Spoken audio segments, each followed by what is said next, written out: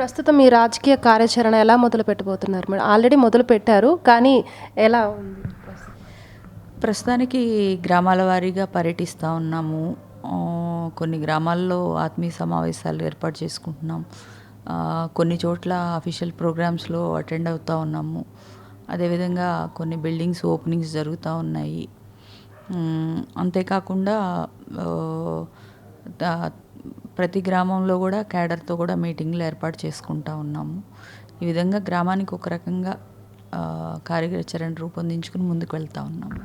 Madam, ఇప్పుడు రాష్ట్రంలో YS Jagan గారు ఏంటి అంటే మార్పులు, చేర్పులు చేస్తున్నారు. ఒక నియోజకవర్గం వాళ్ళని ఇంకొక నియోజకవర్గానికి ఇలా మార్పులు చేస్తున్నారు కదా!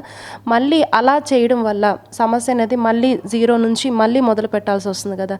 దానికి గల కారణం ఏంటి? అలా ఏముండదండి. ఇప్పుడు రాజకీయాలలో ఒక ప్రాంతం వాళ్ళని ఇంకొక ప్రాంతానికి వేయడం అన్నది ఈరోజు కొత్తగా ఉన్నటువంటి అంశమేమి కాదు.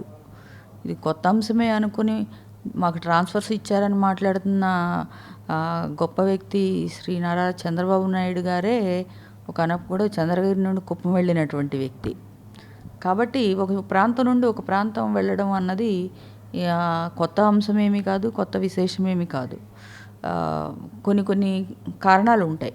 ఆ టైంలో ఎక్కడ ఎవరు ఉంటే బాగుంటుంది అన్నది పార్టీ నిర్ణయించుకుని పార్టీ ఆ అభ్యర్థుల్ని అక్కడ పంపిస్తూ ఉంటుంది.